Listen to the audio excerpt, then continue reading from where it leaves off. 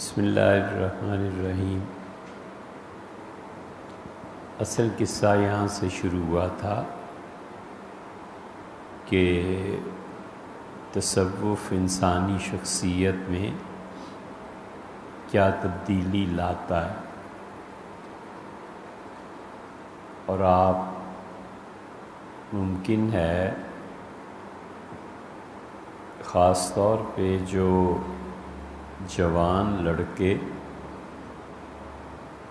طاقت اور لذت ان دونوں چیزوں کے خوگر ہوتے ہیں کہ نفس انسانی اصل میں ان دو چیزوں سے عبارت ہے کہ اسے لذت چاہیے، مزے چاہیے، اور اس کے ساتھ طاقت چاہیے۔ تو یہ لوگ جب پتہ چلتا ہے کہ ان دونوں چیزوں کو انڈو کرنا ہے، لذت سے بھی دستبردار ہونا ہے اور طاقت کے استعمال سے بھی ایسی طاقت جس کو لگام نہ پڑی ہو، تو بچے اس سے بھاگتے ہیں اور اس دین کی تلاش میں رہتے ہیں جہاں انہیں بنیادی طور پر صرف ایک چیز چاہیے ہوتی ہے، مزہ۔ تو مزہ جو چیز توڑتی ہے وہ موت کا تصور ہے، وہ زندگی کے چھن جانے کا تصور ہے، اور وہ مزہ چاہتا ہے کہ اس کے حکم پہ 10 گردنیں اڑا دی جائیں۔ وہ مزہ چاہتا ہے کہ اسلحے کا بے دریغ استعمال کیا جائے۔ تو ممکن ہے ہماری نئی نسل اور بچے خاص طور پہ جو یہاں آئے ہوئے ہیں اور جن کی اکثریت بھی نمایاں نظر آتی ہے، وہ یہ سوچیں کہ تصوف کا اس سے کیا تعلق ہے، لیکن بڑا گہرا تعلق ہے۔ ہم اس کے ایک پہلو پہ بات کر رہے تھے کل بھی کہ ایسا دین چاہیے جو بالکل پابندیوں سے آزاد ہو، اور دین ایسا چاہیے جو اپنے نفس کی تسکین کے ساتھ ہو۔ تو اب جو سوسائٹی اس تصوف اور خانقاہوں اور تربیت کے علاوہ چل رہی ہے، وہاں پر اگر آپ غور کریں تو مجھے کوئی خوش فہمی نہیں ہے، اللہ کا شکر ہے، لیکن یہ میں اعداد و شمار سنتا ہوں تو حیرت ہوتی ہے کہ دنیا میں بہت سی جگہوں پہ ان باتوں کو سنا جاتا ہے۔ تو جہاں بھی سننے والے ہیں، ہم ہر ایک سے یہ کہنا چاہتے ہیں کہ پوری دنیا میں جو رو چلی ہوئی ہے اور نسلوں کی نسلیں جس میں کھپ گئی ہیں،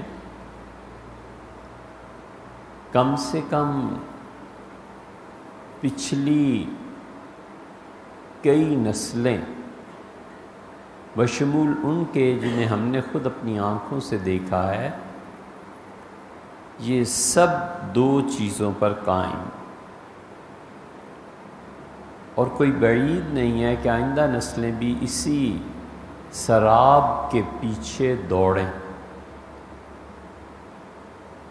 اور شدید پیاس انہیں اس بات کی ہے کہ اللہ کا دین غالب ہو اور ہم دنیا پر ویسے ہی طاقت کے ساتھ حکمرانی کر سکیں جیسے کسی زمانے میں خلافت عثمانیہ یا ایسی چیزیں تھیں۔ یہ ان کے خواب بھی ہیں، اس کے لیے ان کی جد و جہد بھی ہے، اور نسلوں کی نسلیں اس میں چل رہی ہیں، اور ان کی بنیادی طور پہ خواہشیں دو ہیں، اور اس کو وہ عملاً پورا کر رہے ہیں۔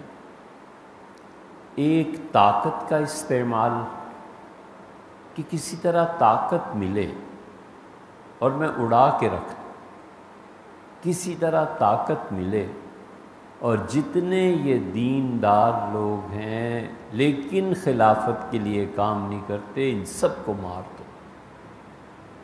ہمارا اصل مشن خلافت کو قائم کرنا ہے۔ اور دوسرے تحکم، جبر، طاقت نہیں ہے تو بھی جبر، اور جب ان کے ہاتھ آ جائے تو واللہ عالم یہ کیا کریں۔ اس لیے آپ جو وقت نکال کے یہاں آئے ہیں، یہ بڑی بنیادی بات ہم آپ کے سامنے رکھ رہے ہیں کہ طاقت کا اندھا دھند استعمال اور خود یہ خواہش کہ میرا حکم چلے، یہ ساری طاقت کا استعمال اور حکم کا چلانا، لوگوں کو ڈرانا، یہ مشغلہ ہو گیا ہے۔ خود اللہ سے ڈرے بغیر دوسروں کو ڈراؤ، اللہ سے خود نہ ڈرو، اسی جو کرتوت کر سکتے ہو کرو۔ معاشرتی سطح پہ جو بھی بد اخلاقی ہو سکتی ہے، بے شک تم سے تو اللہ نے پوچھنا ہی نہیں، قتل ہو سکتا ہے وہ بھی کر گزرو، خود کو اللہ کے سامنے جواب دہی کے احساس سے ماورا کر کے پھر دین کے نام پہ طاقت کا استعمال کرو اور دین کے نام پہ تحکم۔ اس لیے جتنے بھی اس کے مظاہر ہیں، اب مسلمان دنیا بھر میں پچھلی چند صدیوں سے جو پہچانے جانے لگے ہیں، ان کے مزاج میں تخریب کاری شامل ہو گئی، اور نسل در نسل اس بگاڑ نے ایسا کر دیا ہے کہ دین کی کوئی اور ایکٹیویٹی انہیں پسند ہی نہیں آتی۔ کوئی جگہ ایسی نہیں ہے جو انہوں نے چھوڑی ہو۔ ہے یہ مختصر سا گروہ، لیکن اس گروہ کے اثرات کو پوری امت نے غیر شعوری طور پر قبول کر لیا، بغیر یہ جانے کہ آگے کیا رنگ لائے گی۔ کسی پہلو سے دیکھ لیں، آپ اس میں اختلاف رکھتے ہیں، 100 بسم اللہ، اپنا مانیں، کوئی حرج نہیں ہے۔ ہم ایک موقف، ایک نقطہ نگاہ پیش کر رہے ہیں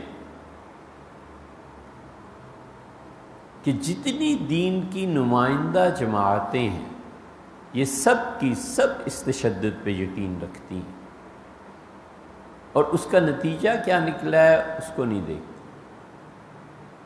جتنے ہمارے بچے اسلامک ٹرینڈ کے ساتھ، اسلام سے محبت، مسلمان ہونے کے دعوے کے ساتھ کالج اور یونیورسٹی گئے، وہاں جمعیت تیار کھڑی ہے انہیں کیچ کرنے کے لیے، جماعت اسلامی کی ایک ذیلی شاخ، اور اپنے مخالفین کو جو مارتے تھے اب بھی مارتے ہیں، اس وقت جو اسلام کے نام پہ 5-10 غنڈے یونیورسٹیوں میں 5-5 سال 10-10 سال بیٹھے رہے، جان بوجھ کے نہیں پڑھا۔ یہ سب تشدد ہے جو کوئی انکار نہیں کر سکتا۔ یہ جو آج جماعت اسلامی کے نائب امیر ہیں لیاقت بلوچ اور حافظ سلمان، یہ اپنے زمانے کے چنے ہوئے بدماش تھے، مارتے تھے، اخباروں میں رپورٹیں چھپتی تھیں، ہم نہیں جانتے۔ یہ اب سب اسلام کے داعی ہیں اور اسلام نافذ کرنا ہے۔ یہ جب جماعت اسلامی کے امیر بن جائیں گے تو کیا یہ دھل گئے؟ ٹانگیں توڑتے تھے۔ اب بالکل خاموشی سے اب بھی کسی بچے سے پوچھیں کہ جمعیت والے کیا کرتے ہیں، اسلامک یونیورسٹی کی مثال آپ کے سامنے ہے، اب بھی وقتاً فوقتاً یہ چیزیں سامنے آتی ہیں۔ یہ وہ تشدد ہے کہ اس کے ذریعے کام کرو،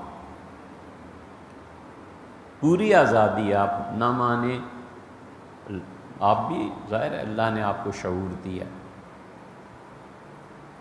امریکہ نے جب حملہ کیا، یہ دوسری مثال ہم آپ کے سامنے رکھ رہے ہیں، تو پورے ملک میں یہ کہا گیا کہ امریکہ نے حملہ کیا ہے افغانستان پہ، اس کا جواب دو۔ جتنے دینی مدارس کے لڑکے تھے انہوں نے خاص قسم کی وردی پہن لی اور ہاتھوں میں ڈنڈے اٹھا لیے، اور اس کا ابھی حال ہی میں جو مظاہرہ ہوا ہے وہ پارلیمنٹ ہاؤس میں چلے گئے اور جو کچھ بھی ہوا، لیکن ہر طرف بچے اسلامی مدارس کے ڈنڈے اٹھائے پھر رہے ہیں، ایک خاص قسم کی وردی پہن لی ہے۔ ہم کیا کر رہے ہیں؟ امریکہ کا جواب دے رہے ہیں۔ امریکہ کا جواب تمہاری پچھلی پشتیں بھی نہیں دے سکتی۔ انہوں نے وہ کچھ کیا، وہ مارا، وہ بومنگ کی کہ کون آپ کے ہمارے پورے ملکوں کے بجٹ ان کے ایک ایک مہینے کے خرچے،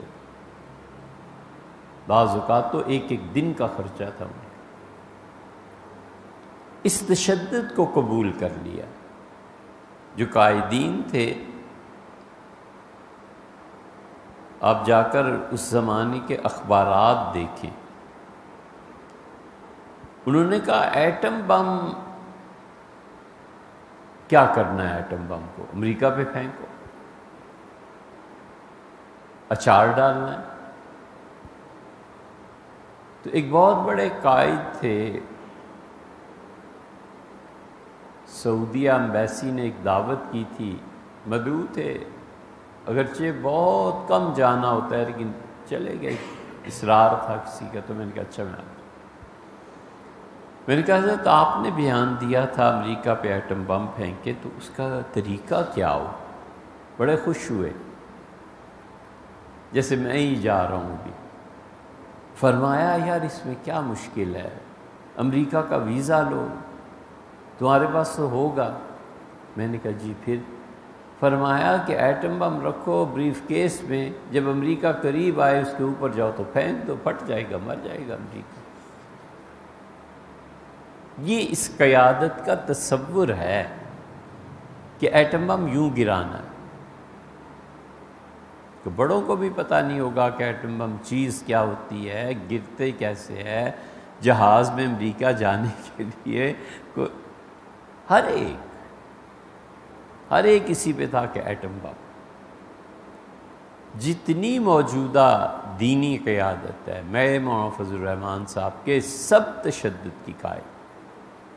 اسی لیے طالبان کی جب تحریک اٹھی تو کوئی نہیں تھا جو اس میں حصہ ڈالنے سے پرے رہا ہو، سب نے کہا کہ بس طاقت آ گئی اور خلافت زندہ ہو گئی اور یہ ہو گیا اور وہ ہو گیا، اور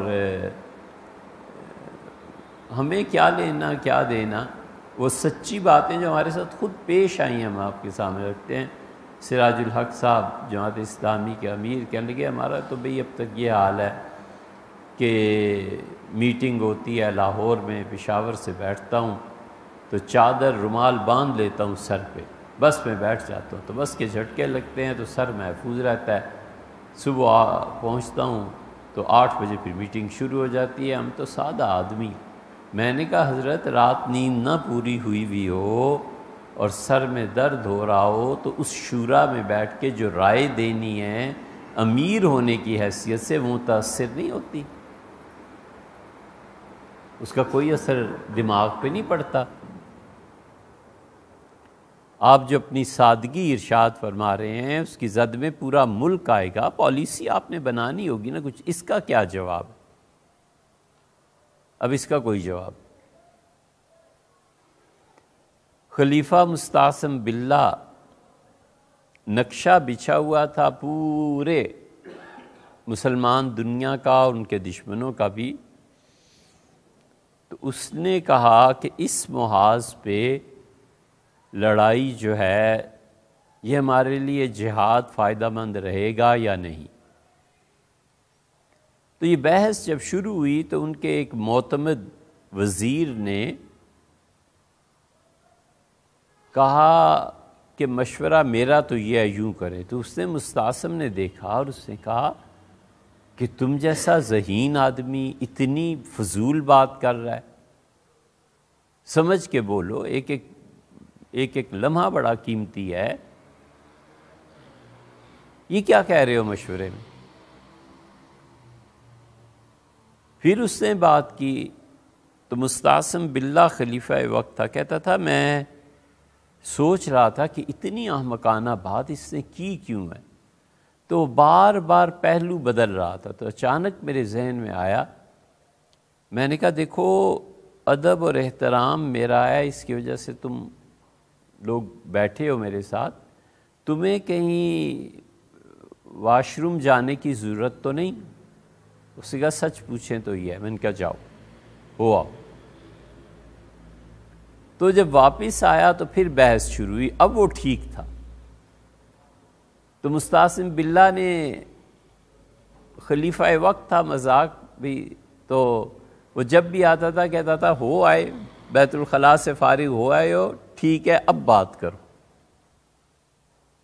اور ہے تو یہ لطیفہ ہی، لیکن حقیقت یہ ہے کہ جب انسان کے دماغ پر کسی بھی چیز کا غلبہ ہو جاتا ہے تو وہ عام حالات سے ہٹ جاتا ہے۔ اس لیے عقل مند لوگ بہت سے وہ کہتے ہیں بھائی مجھے اس وقت بہت شدید فکر ہے اپنے گھر کی، آج کل میں بیٹی کے رشتے میں پھنسا ہوں، آج کل طلاق کا مسئلہ ہے، آج کل میرے بیٹے کی جاب کا مسئلہ ہے، میرا اپنا مسئلہ ہے۔ یہ مشورہ پھر کر لیں گے بیٹھ کے، کیونکہ اسے پتہ ہوتا ہے وہ نارمل کنڈیشنز میں نہیں ہے، تو ایسے نہ ہو مشورہ غلط دے بیٹھے اور اس کے مشورے پہ عمل ہو جائے اور اللہ کے ہاں جواب دینا پڑ جائے۔ یہ سب آپ کی مذہبی قیادت تشدد کے موڈ، یہ جو کچھ عمران خان ہے اس کے تو بات ہی کرنے کی ضرورت نہیں۔ ہم ظاہر ہے کہ بہت قربت میں رہ کے بھی وہ باتیں سنتے اور دیکھتے رہے کہ یا اللہ یہ پوری دنیا میں خلافت قائم کرنے کے چکر میں ہے اور اپنی ذات میں جو اسلام تقاضا کرتا ہے وہ نہیں کرنا، باقی اور دنیا کے لوگوں کو بدلنا ہے۔ یہ سب تشدد ہے پوری مذہبی جماعتوں، اور کسی طرح طاقت ملے۔ اسی لیے مولانا فضل الرحمن صاحب کا جلسہ ہوا مینار پاکستان میں، اور وہ یہ سارے نعرے لگتے رہے مستقبل کے متعلق کہ طالبان طالبان۔ خود افغانستان کی صورتحال طالبان نے کون سی کسر چھوڑی ہے مارنے میں؟ اب دھماکے ہو رہے ہیں نا، آرمی کے خلاف بھی، اس کے خلاف بھی، یہ سب چیزیں کبھی جو انہوں نے مذمت کی ہو کہ ہم ان کے ساتھ نہیں ہیں، بھئی یہ غلط بات ہے۔ اور اس سے جو لوگ اسلام کے متعلق لکھ رہے تھے اس کا نقصان ہوا ہے۔ ہمارے بچوں نے پڑھنا چھوڑ دیا، اور پچھلی 2-3 نسلیں تو بالکل سامنے ہے کہ مدارس سے اٹھ کے یہ سارے جہادی تنظیموں کے نام پہ بھاگے، اور ایجنسیز نے اسے استعمال کیا ان کو، اور پورا ملک رو میں بہہ گیا، کافر کافر شیعہ کافر، کافر کافر شیعہ کافر۔ یہ ہمارے آنکھوں دیکھے باتیں ہیں، اس سے کون؟ اور وہ سارے بچے برباد ہو گئے، پوری نسل برباد ہو گئی، نہ دین کے، نہ دنیا کے، نہ کالج کی تعلیم، نہ یونیورسٹی کی، نہ کوئی اور۔ ولیعذ باللہ کافر ہو جاتے تو پھر بھی کوئی بات تھی کہ چلو ایک طرف کو ہٹ گئے، اور جب یہ نشہ اترا ہے تو اب سب کچھ لٹا کے ہوش میں آئے تو کیا کیا؟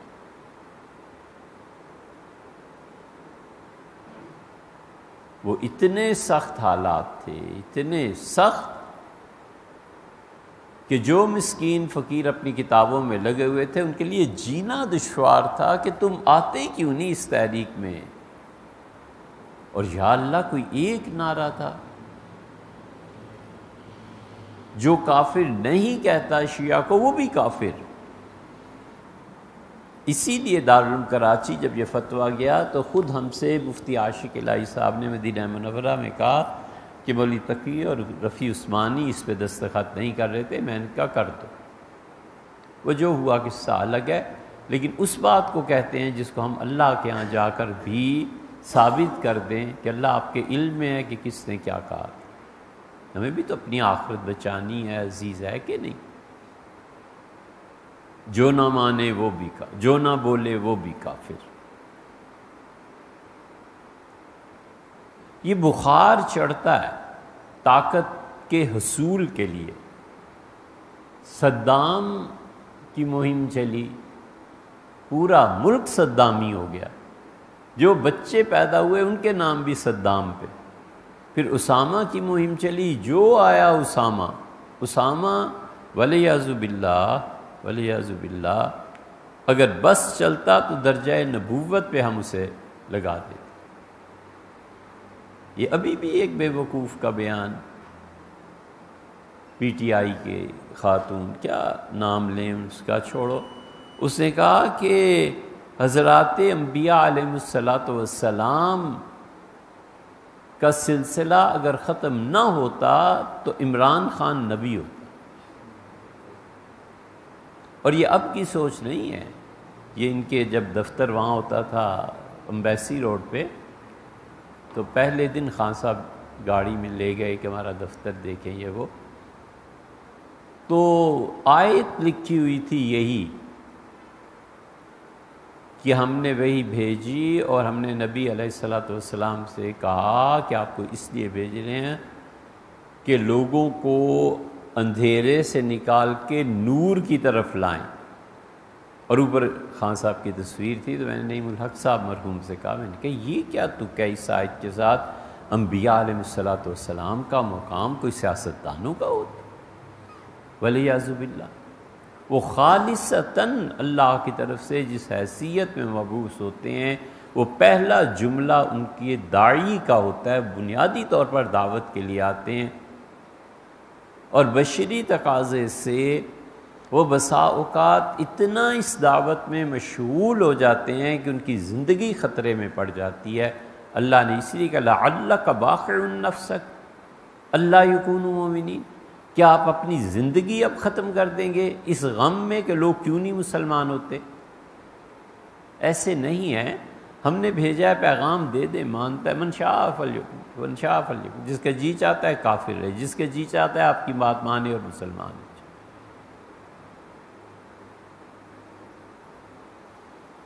اس لیے یہ جو تشدد کا استعمال ہے، یہ نشہ اترتا ہے تو پھر بچوں کو پتہ چلتا ہے کہ اوہ ہم تو استعمال ہو گئے، ہمیں تو استعمال کر لیا فلاں جماعت نے، فلاں نے. تو یہ جو مختصر سا گروہ ہے، یہ آہستہ آہستہ عروج. داعش کو دیکھو، کوئی کام نہیں کرنا، مارو لڑو. اب ان لوگوں کو خود مغرب اٹھا کر مسلمانوں پہ مسلط کرتا ہے، یا یہ طبعی طور پہ ایسے ہوتے ہیں. ہر ایک کے پاس دلائل ہے، ہمیں کیا ضرورت. لیکن امر واقعہ یہ ہے کہ وہ اتنے چھا جاتے ہیں کہ کسی طرح تشدد کر کے وہ صورتحال واپس لے آئیں جو خلافت عثمانیہ میں تھی. اور جن قوموں نے برسا برس محنت کر کے دنیا پر قبضہ جمایا ہے اور تمہیں شکست دی ہے، ان کی ساری محنتوں کے صلے میں جو کچھ دنیا کو ملا ہے، اس مرحلے کو عبور کیے بغیر اور بغیر یہ ثابت کیے کہ دنیا کو ہم سے بھی نفع ہے، اور ہم دنیا کو نفع پہنچا رہے ہیں، یہ سب چیزیں چھوڑ کے جمپ لگاتے ہیں کہ کسی طرح راتوں رات وہ مقام حاصل ہو جائے جو صدیوں یورپ نے محنت کر کے اس ایک صدی کے لیے تیاریاں کی۔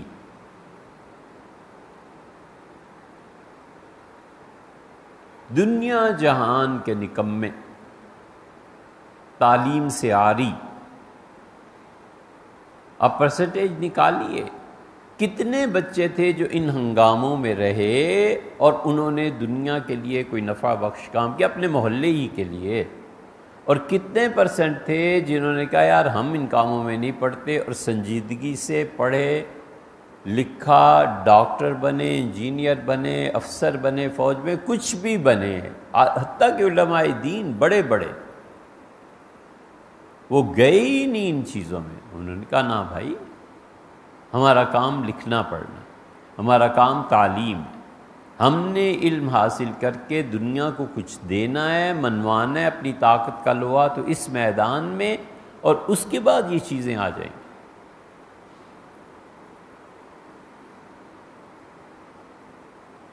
اللہ نہ کرے کہ اپنی کوئی تعریف اور ایسی چیز ہو۔ خان صاحب ہمارے ہاں آئے نیچے لائبریری میں تو فرمانے لگے کہ میں اس طرح ایک سیاسی پارٹی بنائیے، 96 کی شاید بات ہے، تو کوئی مشورہ دیں۔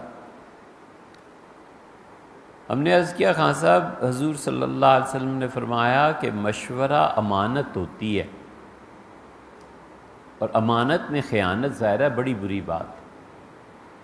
آپ نے فیصلہ فرمایا ہے، لیکن ہمارا خیال یہ ہے کہ اللہ نے جو شہرت اور جو نیک نامی آپ کو دی ہے، اور اس زمانے میں جس طرح لوگ آپ کے دیوانے ہوئے ہیں، آپ سارے کام چھوڑ کے ایک نصاب تعلیم بنائیں۔ ہم بیٹھتے ہیں نصاب تعلیم بناتے ہیں، اور پاکستان میں جگہ جگہ ہر جگہ آپ اپنے اسکول کھولیں اور بچوں کو وہ نصاب تعلیم پڑھائیں۔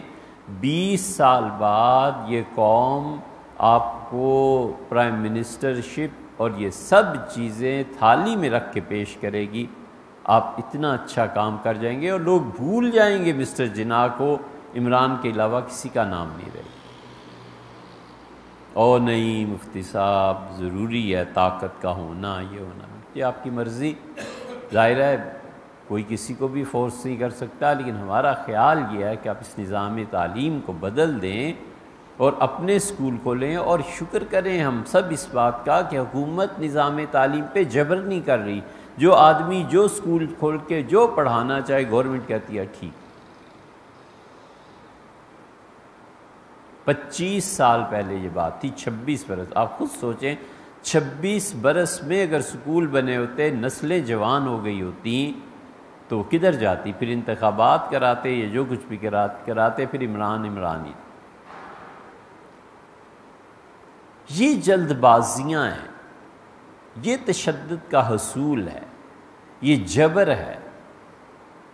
نہیں مانتا اگر کوئی بچہ اسلام کو، دین کو، آپ کیا اسے قتل کر دیں گے؟ کیوں نہ ہم اس نہج اور راہ کو اپنائیں جس راہ پہ چل کے اللہ کے بندوں نے حکمت کے ساتھ خدا کے دین کو، اس دعوت کو غیر مسلموں کو ان کی اپنی زبان میں پہنچایا۔ علمی سرمایہ تو اتنا سا ہے ہمارے پاس کہ ہمارے یہاں اس وقت ٹاپ پہ جو لوگ گنے جاتے ہیں، عظمت تقی صاحب اللہ تعالیٰ سلامت رکھے، ان کا قرآن پاک کا انگلش کا ترجمہ پڑھو، اس کا جو دیباچہ ہے نا انگلش کا، حضرت نے خود لکھا ہے۔ تو حضرت مدظ اللہ اس میں فرماتے ہیں کہ میں نے انگلش میں قرآن پاک کا ترجمہ کیا، لیکن وہ اپ ٹو ڈیٹ نہیں تھا، یعنی جو بچے دنیا میں یا جو انگریز اور گورے انگلش پڑھتے ہیں اس کے معیار کے مطابق نہیں تھا۔ تو میں نے امریکہ میں اپنے فلاں دوست سے نام بھی لکھا ہے، اس کو کہا کہ میں ترجمہ کر کے بھیج رہا ہوں، اسے اپ ٹو ڈیٹ کریں اس امریکن انگلش میں یا اس انگلش میں جو آج کی دنیا میں رائج ہے۔ تو انہوں نے اس پہ نظر ثانی کی اور مجھے اپ ٹو ڈیٹ کر کے بھیجا۔ یہ کمال ہے حضرت کی بے نفسی کا اور اللہ کے لیے کام کرنے کا، کہ جس کا جتنا حصہ ہے صاف لکھا کہ میرا حصہ یہ نہیں، میرا حصہ یہ ہے، ورنہ کون لکھتا ہے، ورنہ کون اپنے نام کو کم کرے، والعیاذ باللہ۔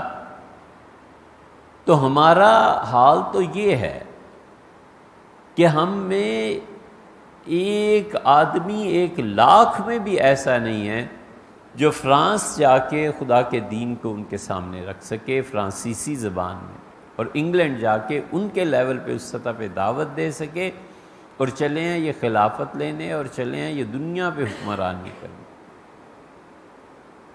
ہر نسل اسی طرح اس تشدد میں آئی، اور ان میں سے بہت اچھے اللہ کے بندے بھی تھے، مخلص بھی تھے۔ یہ نہیں ہے کہ وہ کسی کے اعلی کار بن گئے تھے یا کسی نے انہیں ٹریپ کر لیا تھا، بڑے اچھے اچھے اللہ کے بندے۔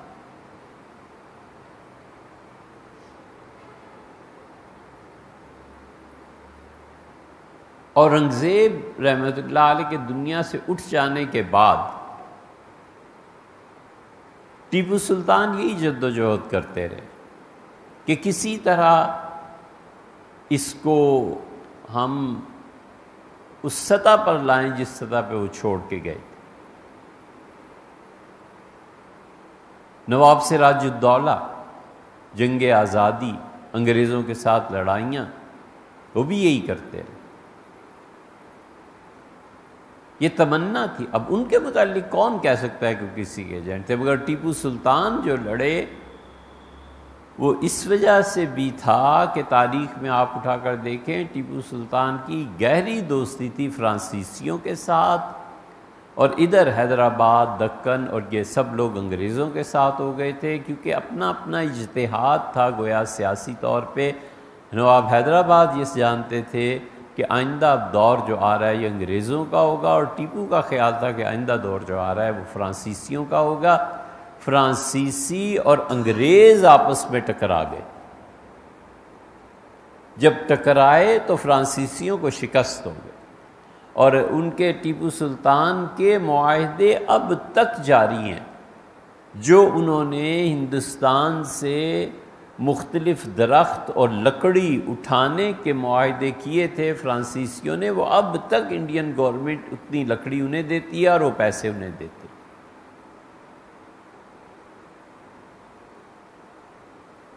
یہ اب تک جاری۔ اب اس پہلو سے دیکھ لیں۔ اور نواب حیدرآباد اور یہ لوگ، انہوں نے کہا نا بابا ہم انگریزوں سے نہیں لڑتے، انہوں نے کہا بس چپ کر کے اس تسلط کو برداشت کرو اور کام کرو جو تم کام اسلام کے لیے کرنا چاہتے ہو۔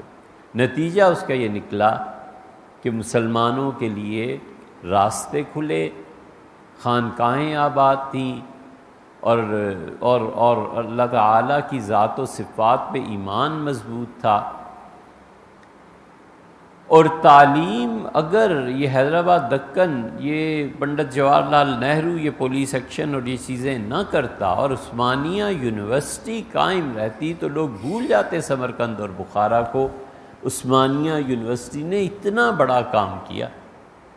یہ حیدرآباد کوئی معمولی چیز نہیں ہے، یہ حیدرآباد دکن نے عالم اسلام کو ٹیک دی۔ کون ہے جو وہاں نہیں گیا، اور کون ہے جس کو وہاں سے مدد نہیں ملی؟ مولانا شبیر احمد صاحب عثمانی رحمۃ اللہ علیہ نے فرمایا کہ میں مسلم کی شرح لکھنا چاہتا ہوں اور میرے پاس کتابیں نہیں ہیں۔ نظام حیدرآباد نے بلایا اور کہا حضرت آپ جیسا آدمی اور بیکار ہے، سبحان اللہ لکھیے آپ، یہ لے کتنی رقم چاہیے۔ مولانا مودودی اختلاف اور اتفاق اپنی جگہ پہ، یہ اور ان کے بڑے بھائی کو حیدرآباد میں عثمانیہ یونیورسٹی میں ملازمت ملی۔ شبلی نے سیرت لکھنی چاہیے، حیدرآباد نے کہا ہم آپ کو پیسے دیتے ہیں، کتنے چاہیے؟ پریس لگانا چاہا، انہوں نے کہا بسم اللہ پریس لگاؤ۔ دارالعلوم دیوبند بند ہو رہا تھا نظام حیدرآباد تک رپورٹس پہنچ رہی تھی، بلایا، محتمم تھے اس وقت حافظ احمد صاحب، دارالعلوم ختم ہو جاتا، ان کا حضرت یہ نہیں ختم ہونے دینا، مسلمانوں کی بڑی عزت آبرو ہے، اتنے پیسے چاہیے، یہ چاہیے، اس کا سب حاضر ہے، اور آپ ہمارے ہاں چیف جسٹس ہیں، قاضی القضات ہیں۔ اسی لیے حافظ احمد صاحب رحمۃ اللہ جو تھے، حضرت مولانا قاسم نانوتوی رحمۃ اللہ علیہ کے بیٹے، اور قاری طیب صاحب رحمۃ اللہ علیہ کے والد، ان کا انتقال بھی راستے میں ہی ہو گیا تھا حیدرآباد کے، پھر ان کی میت کو واپس وہیں سے ٹرین سے منگوایا گیا اور وہیں تدفین۔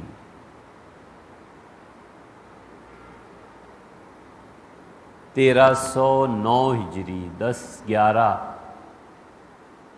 اس میں پڑا تھا صحیح فساد، دارالعلوم دیوبند کی شورا کئی مرتبہ توڑی گئی۔ اس وقت سب سے بڑے آدمی اس پورے حلقہ دیوبند کے مولانا رشید احمد صاحب گنگوئی رحمۃ اللہ علیہ،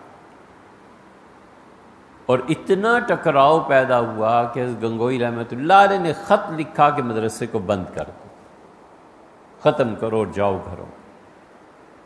ایسی خراب صورتحال پیدا ہو گئی تھی۔ دیوبند کا جو ریکارڈ ہمارے پاس الحمدللہ لائبریری میں ہے، دنیا میں کہیں نہیں، دنیا میں کوئی آئے تو ہم دکھائیں کہ یہ ہے دیوبند کا ریکارڈ۔ 48 لاکھ کے قریب خرچ کر کے جو مختلف دوست مختلف مواقع پہ بھجواتے رہے، اللہ تعالیٰ قبول فرمائے اور ان کو ان کی برکات دے۔ ہم نے اس زمانے سے، جب حضرت مولانا قاسم نانوتوی رحمۃ اللہ علیہ حیات تھے، اس زمانے کی رپورٹ سے لے کے آگے تک سب محفوظ رکھا ہے۔ پڑھے کون؟ 1309 10 11 ہجری، بڑے سخت وقت تھے۔ تو آخر جو ہمدرد تھے، جو بڑے اللہ سے ڈرنے والے تھے، انہوں نے کہا یہ لڑائیاں نہ کرو، اس سے برکتیں اٹھ جائیں گی۔ یہ بتاؤ دونوں گروپس کہ کس پہ اعتبار کرتے ہو؟ تو انہوں نے کہا پورے ہندوستان میں اس وقت 2 آدمی ہیں جن پہ اعتبار کیا جا سکتا ہے، ایک نواب چھتاولی، اور جو موجودہ نواب ہیں ان کے پردادا۔ انہوں نے کہا ایک نواب صاحب پہ اعتماد کیا جا سکتا ہے، دین و دنیا میں کامل آدمی، درویش بھی ہے اور حکمران بھی، سچ بولتا ہے اور سچائی کا ساتھ دیتا ہے، ہم دونوں اس پہ متفق ہیں۔ اور دوسرے انہوں نے کہا مولانا اسماعیل صاحب۔ یہ مولانا اسماعیل صاحب کا خاندان جو تھا، یہ مغلوں نے بلایا تھا دلی میں، اور مغلوں نے ایک جگہ دی تھی کہ یہاں رہیے۔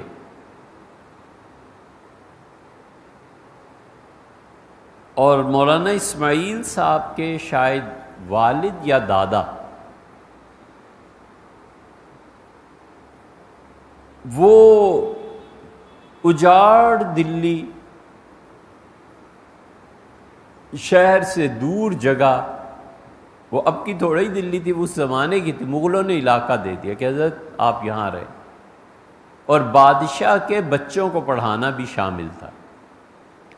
تو وہ اللہ کا بندہ یہ کرتا تھا کہ بادشاہ کے یہاں سے مزدوری ملتی تھی، اور صبح مسجد کے قریب سے جو بھی مزدور گزرتے تھے ان سے کہتا تھا کہ مزدوری دوں گا تمہیں، پیسے مجھ سے لے لو اور آؤ بیٹھو، ہتھیار رکھوا کے وضو کرا کے بٹھا کے اللہ کی یاد، اللہ کا ذکر، قرآن کریم کا پڑھانا، قرآن پڑھا دیتے تھے اور یہ چیزیں سکھاتے تھے، اور شام کو جو مزدور کے اوقات اس کے مطابق مزدوری دی اور فارغ۔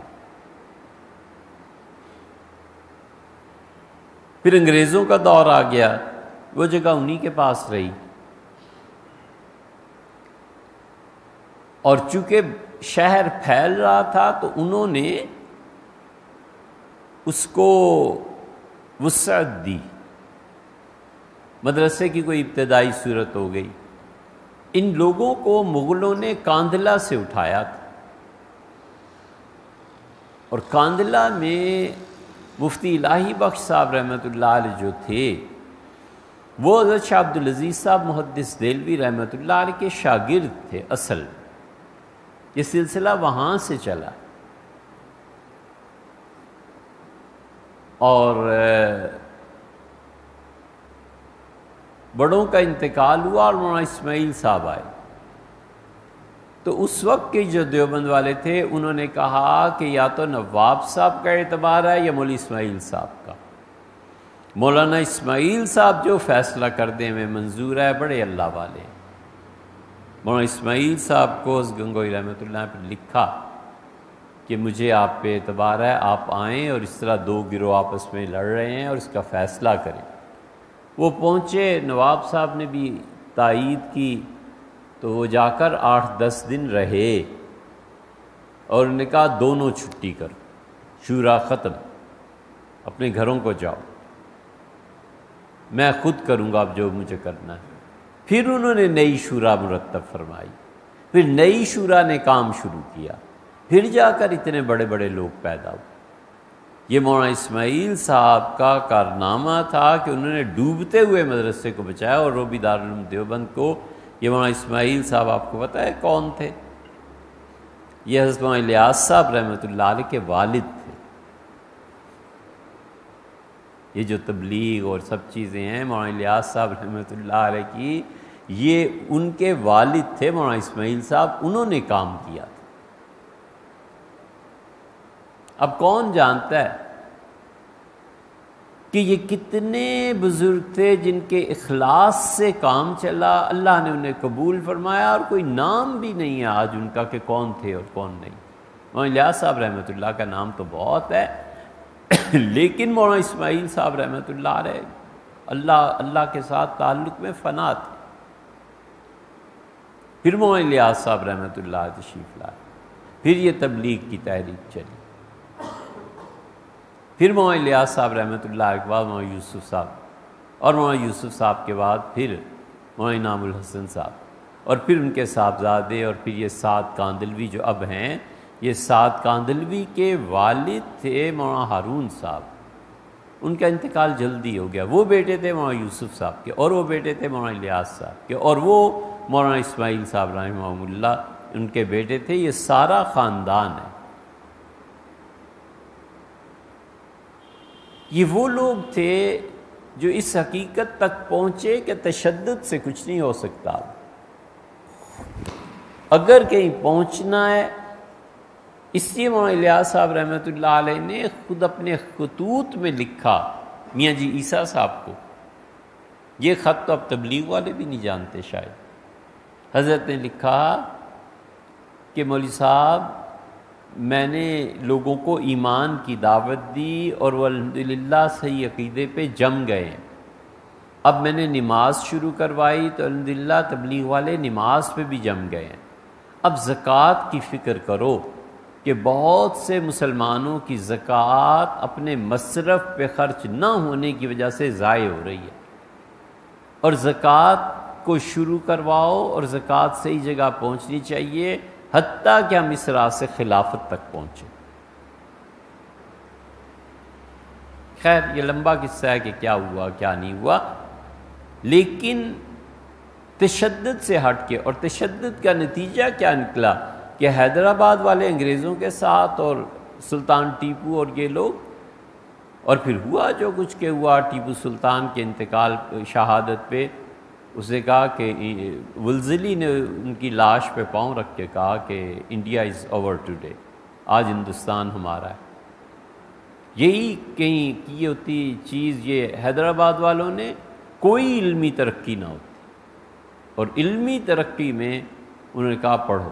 حیدرآباد کوئی چھوٹی سی چیز نہیں تھی، ان کا اپنا جھنڈا تھا، ان کے اپنے ریلوے اسٹیشنز تھے، ان کے اپنے ٹکٹ چھپتے تھے، ان کی اپنی فوج تھی.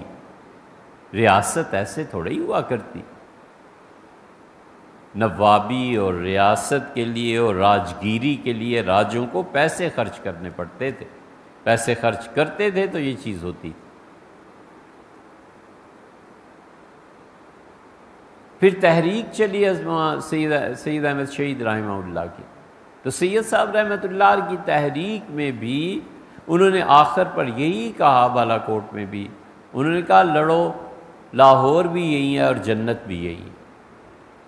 آگے رنجیت سنگھ تھا، اور رنجیت سنگھ وہ دماغ تھا جو سلطنتوں کے بانی ہوا کرتے ہیں، جیسے بابر بادشاہ کا دماغ تھا، جیسے نادر شاہ تھا، جیسے رنجیت سنگھ تھا۔ یہ لوگ دماغ ہی ایسے ہوتے ہیں کہ بڑی سلطنتوں کی بنیادیں رکھتے ہیں۔ اس رنجیت سنگھ کے اگر اہل ہوتے صحیح اور سکھ سنبھال لیتے تو یہ تو مذہبی حکومت عذاب بن گیا تھا۔ سکھ پوری مذہبی حکومت تھی، ان کے مذہب کا پرچار تھا، اور اس میں مسلمانوں کو پڑتی تھی مار۔ یہ اصلاً بڑے اچھے لوگ، ایمان تو خیر کوئی بھی نہیں تھا اتنا، لیکن تھے اچھے لوگ، بس اپنا مذہب، اپنا دھرم لوگوں تک پہنچانا، امن پسند۔ گرو گوبند سنگھ نے اس میں سیاست اور تشدد کو لایا۔ جب تشدد آیا تو بغاوت آئی، بغاوت اورنگزیب کے خلاف ہوئی تو اس نے سر اڑا دیا۔ یہی ہوتا ہے پھر ان چیزوں میں، تو وہاں سے تاریخ ان کی بدلی ہے اور تشدد آیا، وگرنہ پہلے بغیر کسی تشدد کے لوگوں کو سکھ بناتے تھے، دھرم کی دعوت دیتے۔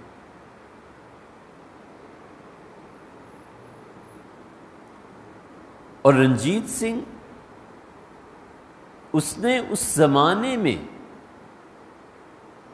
انگلینڈ، فرانس، ہر جگہ خط لکھے اور لکھا کہ ریٹائرڈ جنرلز بھیجیں اور میرے خزانے کے منہ کھلے ہیں، پرواہ نہ کریں ان کی تنخواہ کی، میں دوں گا، اور ایک سکھ آرمی ٹرینڈ کریں۔ وہ آئے، وہاں سے جنرل ونٹورا آئے تھے۔ جنرل ونٹورا نے سید صاحب رحمۃ اللہ علیہ کو شکست دی۔ ایسی حکومتیں تھوڑی ہی چلتی ہیں۔ اسی لیے آپ دیکھیں گوروں نے انگریزوں سے ٹکر ہی نہیں لی، حتیٰ کہ رنجیت سنگھ مر گیا 1850 میں جا کر کہیں ایسٹ انڈیا کمپنی نے جب اچھی طرح دیکھ لیا کہ وہ مر گیا اور نااہل حکومت آ گئی ہے، پھر ذرا سی پیش قدمی کی اور ٹکر لی۔ انگریز جانتا تھا کہ یہ رنجیت سنگھ جو ہے نا مار دے گا ہمیں، نہیں بڑھے آگے۔ 1850 میں جا کر کہیں پنجاب پہ ہاتھ ڈالا۔ اسی لیے اس نے اپنی بیٹی کی شادی بھی ایک فرانسیسی جرنیل سے کر دی تھی، اور فرانسیسی جو تھا اس نے سکھ مذہب قبول کر لیا تھا۔ اب بھی فرانس میں اس کی اولاد ہے، اب بھی سکھوں میں اس کی اولاد پائی جاتی ہے، اب بھی وہ جاتے ہیں اور اس پرانے کی یاد میں کیا کچھ کرتے ہیں، اور پورا تاریخ کا ایک باب ہے کہ کس رانی سے پھر رانی نے جو خواہشات کا اظہار کیا، پھر ان کی اولادیں ہوئی وغیرہ وغیرہ، وہ ہمارا موضوع نہیں۔ لیکن اس تشدد نے اور ان چیزوں نے دینی طبقے کو بہت نقصان اس اعتبار سے پہنچایا کہ دنیا میں اسلام کی دعوت ہم نہیں دے سکے، افراد ہم نہیں تیار کر سکے، اور بس ایک ہی ہے کہ مارو۔ وہ پھر نسل 30 سال بعد ختم ہو جاتی ہے۔ پھر 1857 کی جنگ آزادی ہو گئی، جب سب اپنے نسلوں کے خون بہا چکے، اب ہوش آئی کہ کیا کرنا ہے۔ سب سے اچھی بات حضرت حاجی امداد اللہ صاحب مہاجر مکی رحمۃ اللہ، صوفی تھے نا، انہوں نے کہا میاں اپنی پوری پونجی لٹا چکے، ختم ہو گئی بات، آدمی تیار کرو۔ آدمی کدھر ہے؟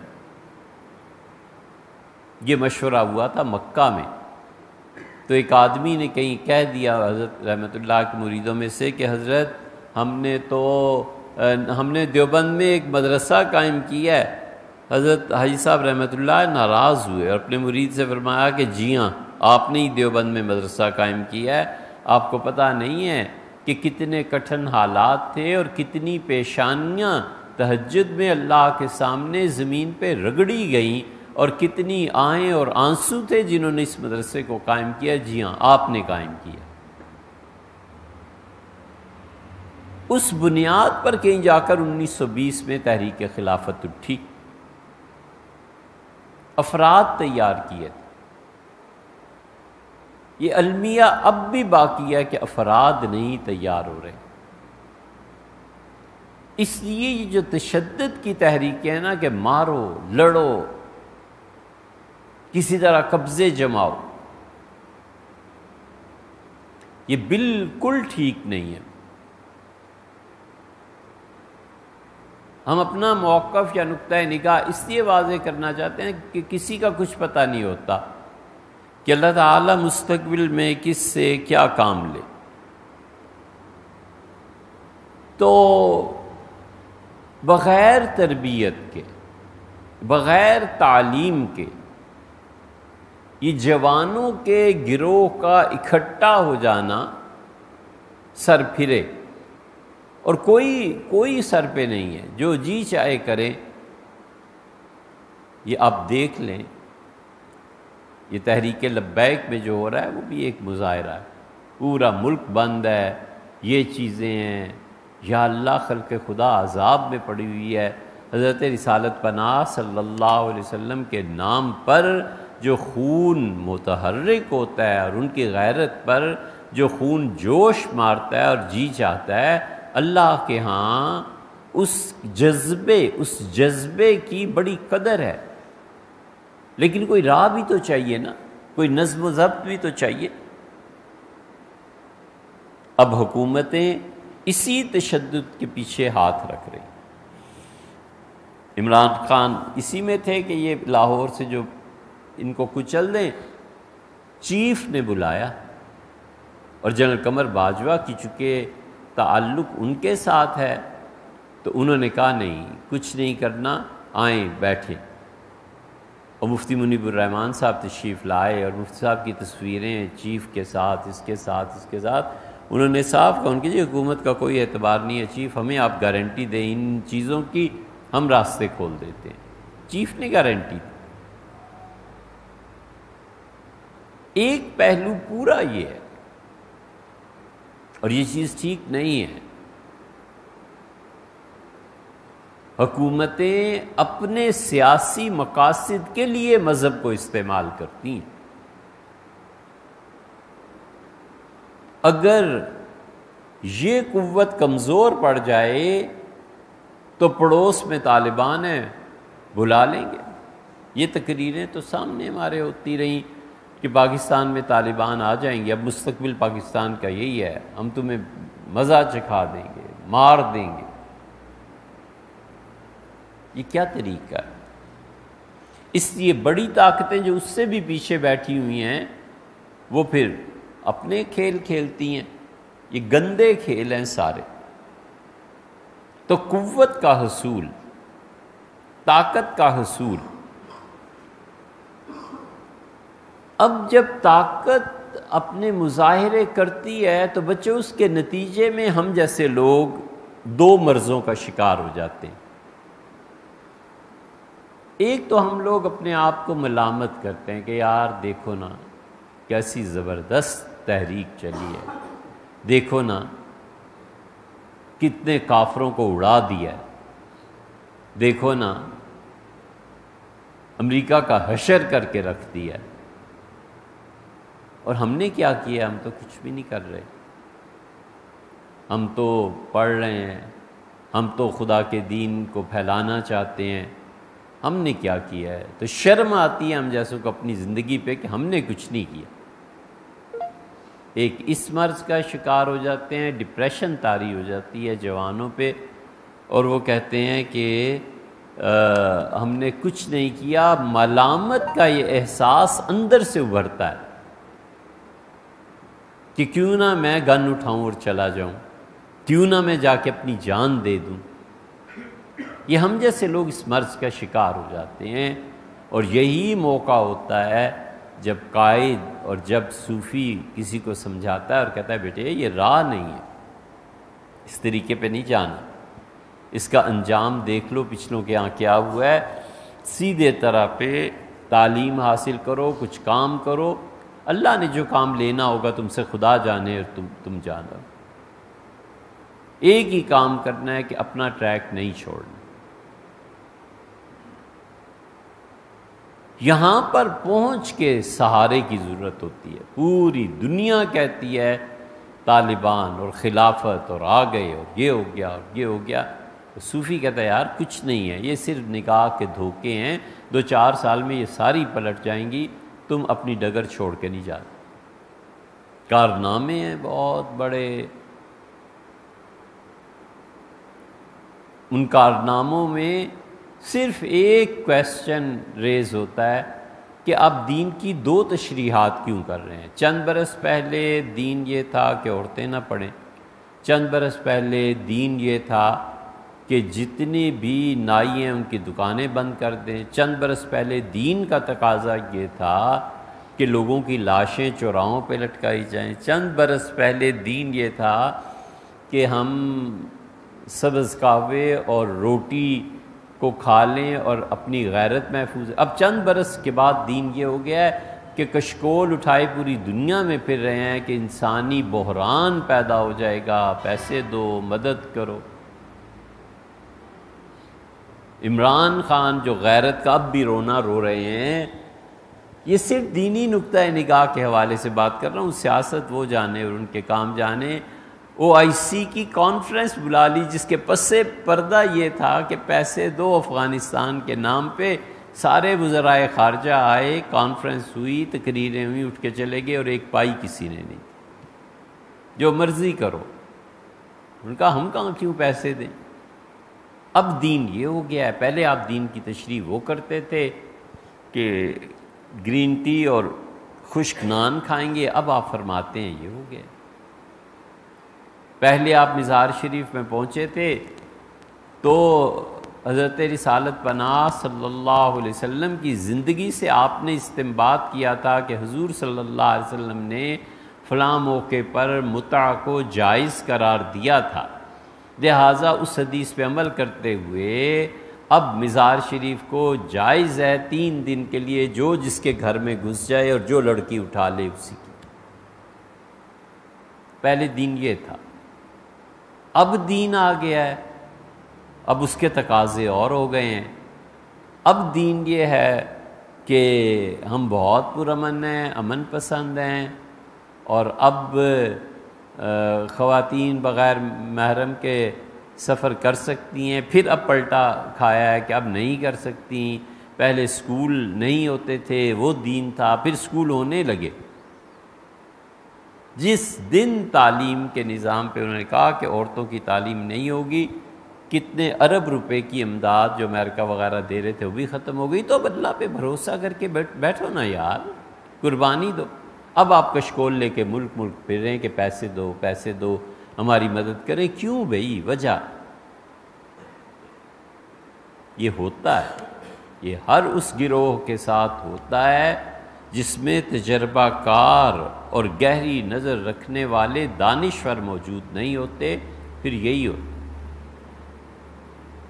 کوئی تجربہ کار ہوتے نا جنہوں نے عمریں گزاری ہوئی ہوتی اس فیلڈ میں، اور سمجھاتے کہ بیٹے ٹھنڈا کر کے کھاؤ، ابھی تو تم اپنے پاؤں پر نہیں کھڑے ہو سکے اور تم چلے ہو دنیا کے نظام اکھیڑنے، ابھی تو آگے دیکھو کیا ہوتا ہے۔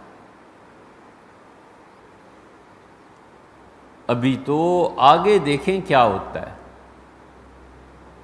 اور آ گیا چین، اور وہ چھا گیا چند صدیوں میں، 1 صدی 2 صدی، تو وہ جو ذاتی زندگی میں دین پر عمل کیا جا سکتا تھا وہ بھی کوئی برداشت نہیں کرے گا، والعیاذ باللہ۔ اور ہم نے کبھی سوچا ہے کہ اس نئی قوم کو دعوت دینے کے لیے، اللہ کا دین سنبھالنے کے لیے، یہ جو سوا ارب کی آبادی چین کی ہمارے سر پر کھڑی ہے، ہم نے کیا تیاری کی ہے؟ ہمارے پاس کتنے لوگ ایسے ہیں جو چائنا کے ان بچوں سے جا کر ملیں، ان کی عورتوں سے ملیں، اور جا کے اللہ کے دین کی دعوت تو دینا کم سے کم کہ بھئی یہ ہمارا دین ہے، یہ ہمارا اصول ہے۔ چائنیز یہاں آئے تھے، اسلام آباد میں وقت گزارا تھا انہوں نے، اور جا رہے تھے حج پہ، بڑی نرمی ہو گئی تھی، تو فون ہمارے دوست تھے وہاں یہاں نمل یونیورسٹی میں، ان کا فون آیا، فرمانے لگے کہ حج کے احکامات کو یہ سیکھنا چاہتے ہیں کہ حج کیسے کرنا ہے۔ تو ہم نے کہا ہم تو حاضر ہیں، جو فرمائیں۔ کہنے لگے مصیبت یہ کہ اب چائنیز میں کون سمجھائے، اس زبان کا کوئی عالم دین چاہیے۔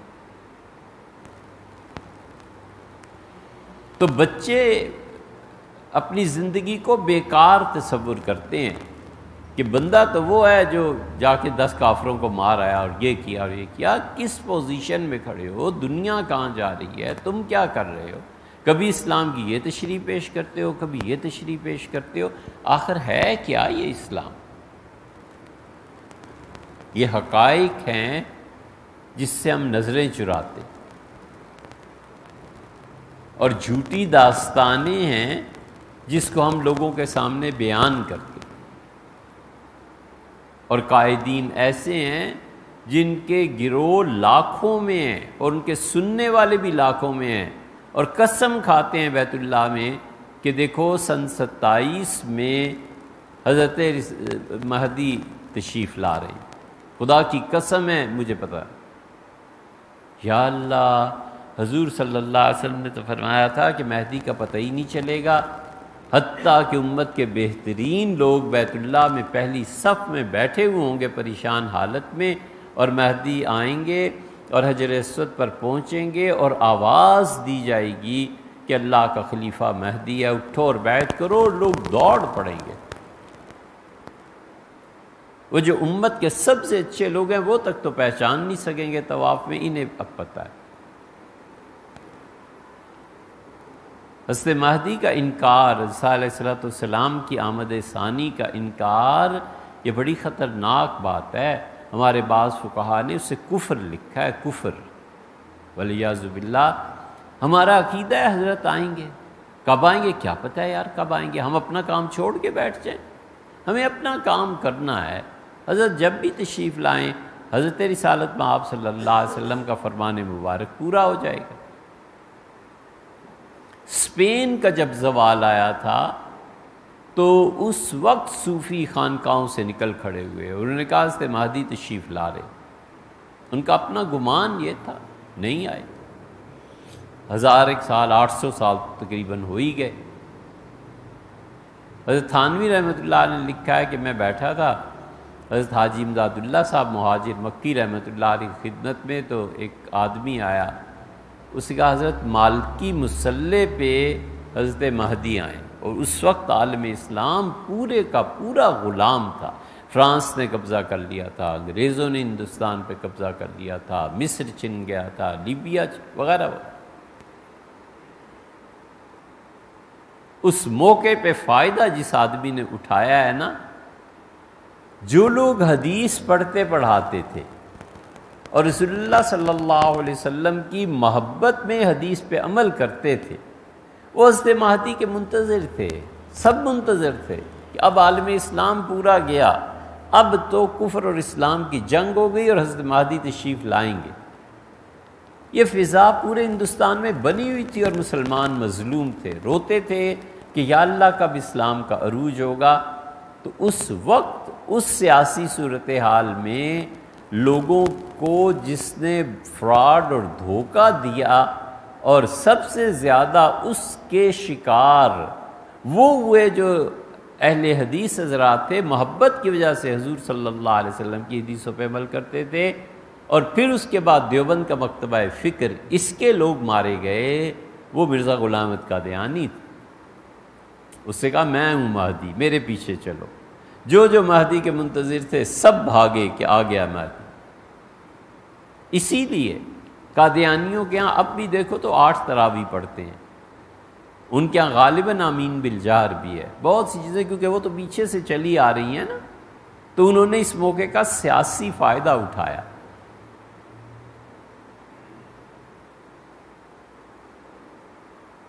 اب بھی حضرت مہدی تشریف لا رہے ہیں، قیادت کہتی ہے یا اللہ کدھر سے تشریف لا رہے ہیں؟ اگر پڑھی لکھی قیادت ہوتی تو وہ سوچتی کہ حضرت مہدی کے آنے سے پہلے جو تباہیاں آئیں گی اس دنیا میں اور جو عذاب آئیں گے، والعیاذ باللہ ایمان سنبھالنا مشکل ہو جائے، ارتداد اتنا پھیلے گا، الحاد اتنا پھیلے گا،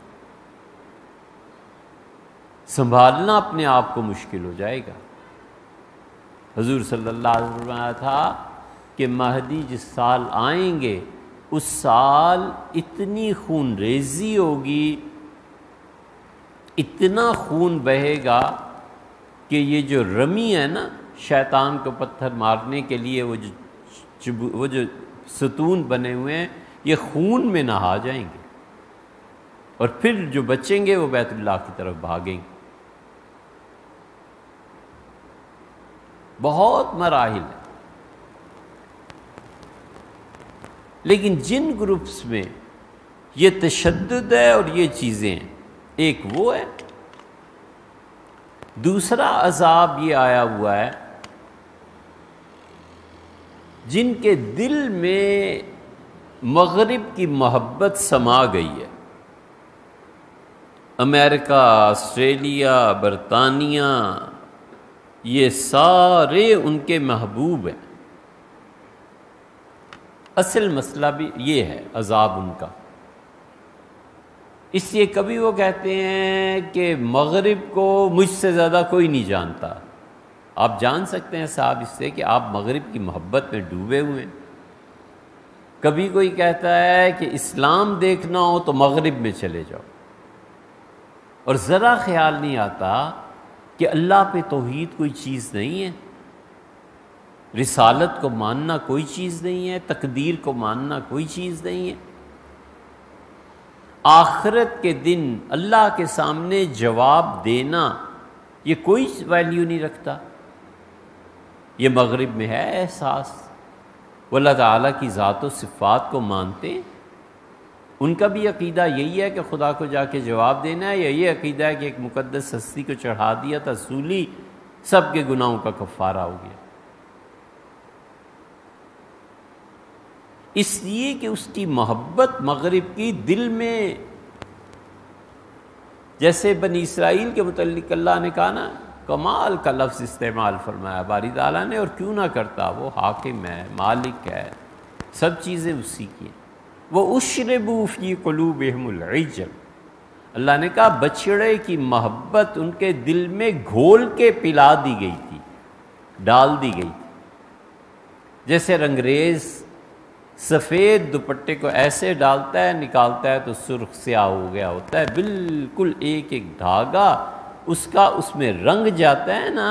اسی طرح یاد رکھو، کبھی کبھی کوئی شخصیت آدمی کے حواس پہ اتنی چھا جاتی ہے کہ وہ گفتگو بھی ویسے ہی کرتا ہے، باتیں بھی، اٹھنا بیٹھنا بھی، ہر چیز اس کے سانچے میں ڈھل جاتی ہے۔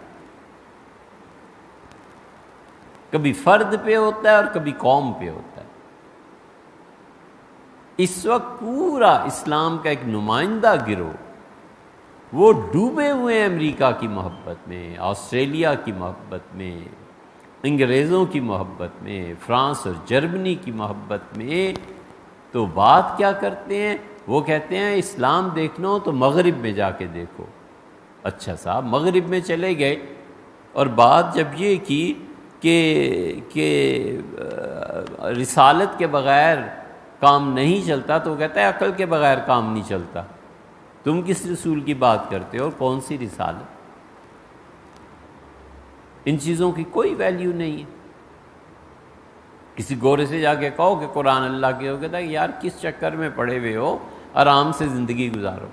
قرآن کریم کسی آدمی کی زندگی سے نکل جائے اور وہ سچ بھی بولتا ہو، وہ پیسے بھی بر وقت ادا کرتا ہو، وہ اور بہت سی ہزاروں خوبیاں اس میں ہوں، لیکن پھر بھی اگر وہ قرآن کریم کا، حضرت رسالت پناہ صلی اللہ علیہ وسلم کو نہیں مانتا، نہیں جانتا، حقارت کی نظر سے دیکھتا ہے، وہ اس قابل ہے کہ اس آدمی کے ساتھ اس آدمی کی پیروی کی جائے۔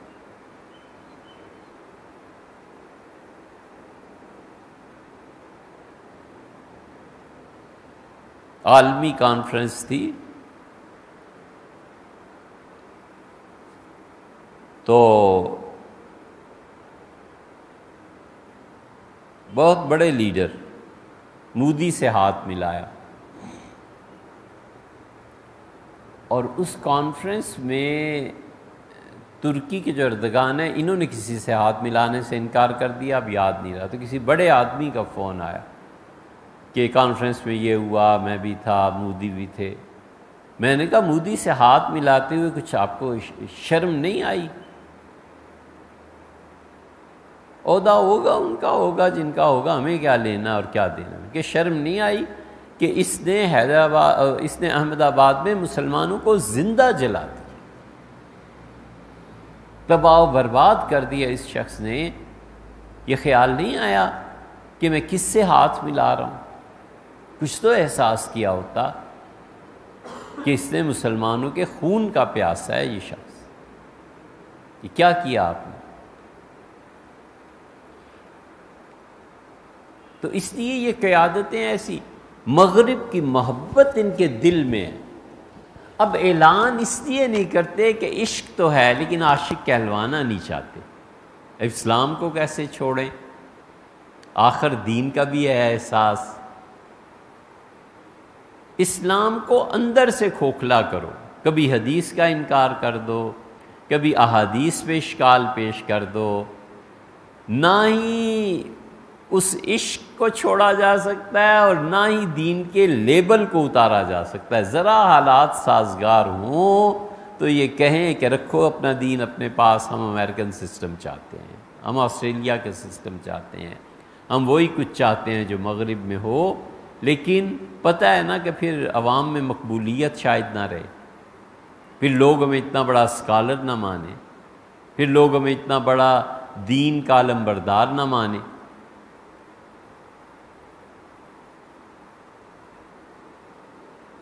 کبھی وہ تسخیر کائنات کے موضوع پہ گفتگو کرتے ہیں کہ دیکھو جی کیا کر لیا تم، نماز روزے میں ہی رہے اور اگلے چاند تک پہنچے۔ لا حول ولا قوت الا باللہ۔ اللہ کے سامنے قبول ہونے والا ایک سجدہ جو ویلیو رکھتا ہے، اس جیسی ہزار کائناتیں اور لوگ تسخیر کر لیں پرے کاہ کے برابر۔ یہ نماز چھوٹی چیز ہے، یہ اللہ کے سامنے جھکنا تھوڑی عبادت۔ ٹھیک ہے تسخیر کائنات بہت بڑی چیز ہے، ہمیں کرنا چاہیے، ہم نہیں کر رہے، نالائق ہیں، لیکن یار تم عبادات کو بالکل انسانی زندگی سے نکالنا چاہتے ہو، تمہارا یہ مقصد ہے کہ عبادات پر تنقید کر کر کے لوگوں کی نظر میں ویلیو گراؤ کہ نماز کوئی چیز نہیں ہے، نماز پڑھو نہ پڑھو لیکن آج جلسے میں ضرور آنا ہے، روزہ رکھو یا نہ رکھو لیکن تم نے یہ کام ضرور کرنے۔ یعنی عبادات کا جو پہلو ہے اسے بالکل نکال دو زندگی سے، اور معاملات کے پہلو کو دیکھو اور اسے ٹھیک کرو۔ یہ کون سا سودا اچھا ہے؟ کیوں نہیں کہتے کہ عبادت بھی اور یہ بھی، ہر چیز اپنی جگہ۔ اور سب سے بڑا بت، یہ ہم نے کئی جگہ پہ کہا ہے کہ اگر حضور اقدس صلی اللہ علیہ وسلم پہ نبوت ختم نہ ہو جاتی تو اب کوئی نبی اگر آتا تو سب سے پہلا بت وہ جو توڑتا یہ انسانیت کی خدمت ہے۔ یہ اتنی مصیبت اور عذاب آیا ہوا ہے کہ انسانوں کی خدمت کرو، انسانیت کو ترجیح حاصل ہے، ان کے لیے چندے جمع کرو، انسانوں کے لیے ٹرسٹ بناؤ، فلانوں کا علاج کرو، اور یہ دین ہمیں سکھاتا ہے کہ انسانوں کے لیے کیمپس لگاؤ، کھانا کھلاؤ۔ اس سے کس کو انکار ہے؟ مگر وہ کون سا اسلام ہے جو ہمیں نہیں آیا اور تمہیں آ گیا ہے کہ ساری ساری رات کھڑے رہو انسانیت کے نام پہ، ڈالرز لو، پاؤنڈز لو، ملک سے روپیہ اکٹھا کرو، لوگوں کو افطار کراؤ اور تراویح غائب۔ کیوں؟ وجہ یہ انسانیت کا بت، کوئی نبی ہوتا تو اسے توڑ کے پاش پاش کر دیتا۔ انسانیت کے نام پہ یہ تمہارا لیڈر ہے، انسانیت کے نام پہ یہ ہو رہا ہے، انسانیت کے نام پہ ولیعذ باللہ ناچ اور گانے کرائے جا رہے ہیں کہ اس سے جو پیسہ حاصل ہوگا وہ ریاست مدینہ بنانے کے لیے استعمال ہوگا۔ بنا لو مدینہ کی ریاست۔ یہی ہوتا رہا نا، اب بھی یہی ہوتا ہے۔ فلاں ڈانسر آیا، ہم نے کہا خدا کا واسطہ ہے اس کو چھوڑیں، یہ حرام کا پیسہ ہے، اس حرام کے پیسے کی نحوستیں کچھ نہیں کرنے دیتی۔ یہ بات بھائی یاد رکھنا، کچھ بھی نہ اس مرتبہ لے کے جاؤ، یہ لے جانا۔ جو بچے حلال کے رزق سے پلے ہوئے ہوتے ہیں نا، وہ بچہ ہی اور ہوتا ہے، اور جس بچے کو حرام کھلایا ہوا ہو نا، وہ بچہ ساری زندگی بھگتتا ہے اور کچھ نہیں کر سکتا۔ جو نحوستیں اور جو بے برکتی اور جو فساد اس سے خاص طور پہ حرام سے پلے ہوئے بچوں کے رزق، خون اور جنس، ان تینوں میدانوں میں وہ ٹاپ پہ کہیں چلا جاتا ہے۔ رزق کمائے گا، جس حرام سے پرورش ہوئی ہے اسی حرام میں ملوث ہوگا۔ وہ حرام کے رزق سے پلا ہوا ہے، اسے نکاح، عیب اور بوجھ محسوس ہوگا اور وہ حرام میں چلا جائے گا، اور اس کو ذرا سی مہلت ملنی چاہیے، اور حرام کا مال اگر مل گیا تو انسانی خون سے بالکل دریغ نہیں کرے گا۔ اس حرام کے پیسے کی یہ تین نحوستیں اولاد میں آتی ہیں۔ اب اس میں کیوں آئی ہیں، یہ کیا ہوا ہے، اللہ جانے رو، اللہ اپنی پناہ میں۔ کبھی ایک لقمہ اپنے بچے کو حرام کر، بالکل فاقہ کر لے، بہتر ہے۔ مانگ کے کھلا لے آدمی، یہ بہتر ہے، حرام کا نہ کھلائے۔ مانگنا جائز ہو جائے گا نا، جب فاقہ جو ہو گیا اور بچے کے پاس کچھ نہیں ہے تو مانگ لے، جا کے کسی سے قرض لے لے، یہ جائز ہے، وہ حرام جائز نہیں ہے۔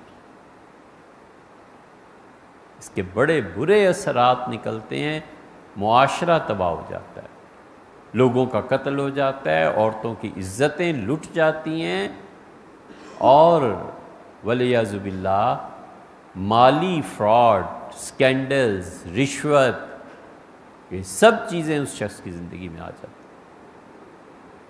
دوسرا عذاب یہ ہے، ایک وہ تشدد کا عذاب ہے، اور دوسرا عذاب یہ کہ اسلام کے نام پہ یہ ساری چیزیں ہوتی ہیں، عاشق ہوتے ہیں مغرب کے، اور وہ تسخیر کائنات، خدمت خلق، ایک خدمت خلق پہ حرام پیسہ، اللہ نے اس کا حکم دیا ہے، جتنا آپ غربت کو ختم کرنے میں کنٹریبیوٹ کر سکتے ہیں اتنا کریں، اس سے آگے کا تو اللہ نے بھی آپ سے تقاضا نہیں کیا، آپ کس چکر میں پڑ گئے؟ اللہ تعالیٰ نے زکوٰۃ کی وغیرہ وغیرہ، اسلام کا پورا ایک معاشی نظام ہے۔ آج فیصلہ ہوا ہے نا، پھر کورٹ نے کہہ دیا کہ آپ جو وہ آیا تھا نا، یہ 20 سال سے قصہ چل رہا ہے کہ سود سے پاک معیشت اسلام کی یہاں پہ نافذ کرنی چاہیے، تو سب سے پہلے نواز شریف صاحب نے مقدمہ کیا کہ سودی نظام کا متبادل فی الحال نہیں ہے، مہلت دی جائے، مہلت مل گئی۔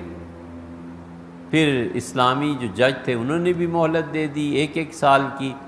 آج فیصلہ آیا ہے اور ججز نے لکھا ہے کہ بہت مبارک نظام ہے، اچھا ہے، اسے نافذ ہونا چاہیے، اور یہ نئی بات لکھی ہے کہ چین نے بھی دلچسپی کا اظہار کیا ہے، اور چین نے بھی کہا کہ غیر سودی نظام ہونا چاہیے۔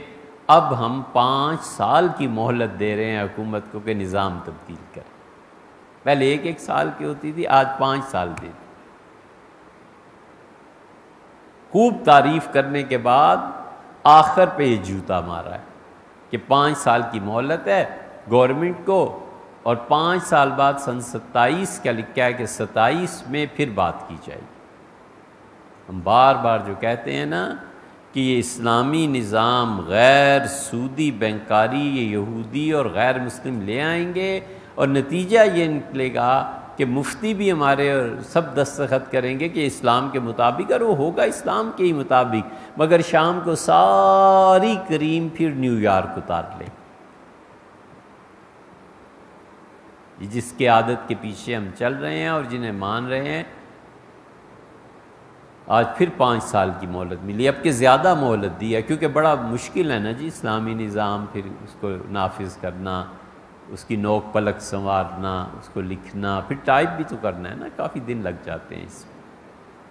آج کی خوشخبری والعیاذ باللہ یہ ہے کہ ہم نے نہیں ہٹنا، حرام کھانا ہے۔ اس لیے نماز کا بھی وقت ہو رہا ہے، اس لیے بھیا یہ جو قرآن کریم میں آیا نا کہ اللہ کے فرشتے ماریں گے اور کہیں گے فی ما کنتم، زندگی کہاں گزاری، کس نظام کے تحت، کوئی چھوٹی چیز نہیں ہے۔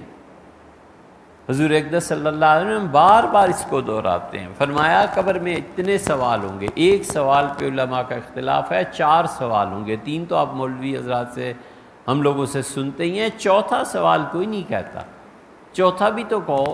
حضور اقدس صلی اللہ علیہ وسلم فرمایا فرشتے پوچھیں گے قبر میں بٹھا کے فی ما کنتا، زندگی کس نظام میں گزار کے آئے، یہ ہے۔ اور ارشاد فرمایا اللہ تعالی نے کہ مرتے ہوئے آدمی کو اس کے پیٹھ پر کوڑے پڑیں گے آگ کے، اور فرشتے پوچھیں گے فی ما کنتم، زندگی کہاں گزاری، قالوا کنا مستضعفین فی الارض، مرنے والے لوگ کہیں گے کہ اے خدا تیری زمین میں ہم بہت مجبور تھے، فرشتے کہیں گے لم تکن ارض اللہ واسعۃ فتہاجروا فیہا، خدا کی زمین وسیع نہیں تھی، ہجرت کر کے کہیں اس نظام کو چھوڑ کے چلے گئے ہوتے۔ کیا کہیں گے ویزے نہیں ملتے تھے؟ اے بھئی ویزے نہیں تمہیں ملتے تھے، تم، اللہ نے آگے کیا کہا؟ اللہ نے فرمایا الا المستضعفین، سوائے ان کے جو حقیقی طور پر مظلوم تھے، جیسے ہم جیسے لوگ جو دن رات کڑتے ہیں کہ یا اللہ کہاں جائیں، اس عذاب میں کدھر پھنس گئے۔ اللہ کہتا ہے یقولون، وہ ہم سے دعا مانگتے ہیں، ربنا اخرجنا من هذه القرية الظالم اهلها، اللہ اس زمین سے نجات دے، یہاں کے حکمران بڑے ظالم ہو گئے ہیں اس نظام میں، اللہ اس نظام میں اس زمین سے نجات دے۔ اور پھر فرمایا ہے وَاجْعَلْ لِي مِن لَّدُنْكَ سُلْطَانًا، اللہ اپنے پاس سے ہمارا دوست بن جا، اللہ ہماری مدد کر، ہم اس زمین سے نکلیں۔ تو اللہ تعالیٰ نے کیا کہا ہے؟ جو ہم سے دعا مانگتے ہیں عَسَى اللَّهُ أَن يَعْفُوَ عَنْهُمْ، ممکن ہے اللہ انہیں معاف کر دے۔ یہ نہیں فرمایا کہ میں معاف کروں گا، فرمایا ممکن ہے ان کی معافی ہو جائے، ہم درگزر کر لیں ان سے، اس لیے کہ چھوٹا سا جرم اور گناہ ہے کہ ہم کفر کے نظام کو اپنے اوپر مسلط کیے ہوئے ہیں، سود کے نظام کو مسلط کیے ہوئے ہیں، ہم زبان سے تو اللہ سے کہنا کہ اللہ نفرت ہے ان چیزوں سے، پروردگار کچھ بندوبست کرو، یہ کم سے کم درجہ، اتنا تو آدمی دعا میں کچھ احساس نہیں ہوتا۔ انشاءاللہ اسی موضوع پہ کل پھر بات کریں گے۔